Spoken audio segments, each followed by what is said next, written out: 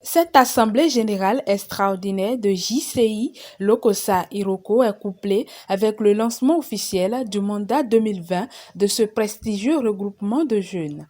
Au cours de ces assises, le budget de l'ambitieux et visionnaire président 2020 de la Jeune Chambre internationale Lokossa Iroko et Nyonam Kodjo Marinou a été adopté à l'unanimité.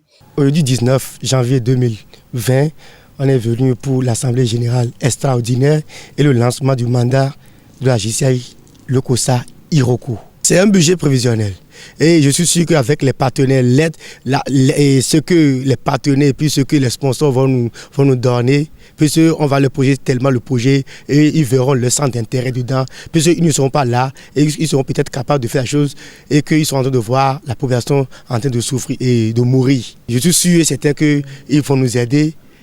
Il peut nous aider, ce n'est pas nécessairement de l'argent, mais il peut nous donner ce que nous, on veut exécuter. Des débats bien enrichissants ont été également menés au cours de cette rencontre. Sincèrement, ça me fait d'abord un grand plaisir, puisque au cours de l'Assemblée et puis au cours du lancement, il y avait du monde, surtout les passe-présidents de la Jeune Chambre internationale Lokossa Iroko étaient pratiquement tous là. Et d'abord, c'était déjà un bon signe. Donc avec ça, avec leurs conseils et ce que tout un chacun me dira, j'espère que pour le moment, les santé, je n'ai pas trop de soucis, mais ça ne va pas en manquer, je suis sûr. Les projets phares du nouveau président sont passés au peigne fin. Au premier abord, on veut travailler en partenariat avec le CHD, on était déjà en partenariat, maintenant on veut encore renouer notre partenariat avec le CHD, puisqu'on entend au niveau de la pédiatrie et de la salle d'hospitalisation maternité, les grillages sont déchirés et on veut maintenant leur reprendre ça.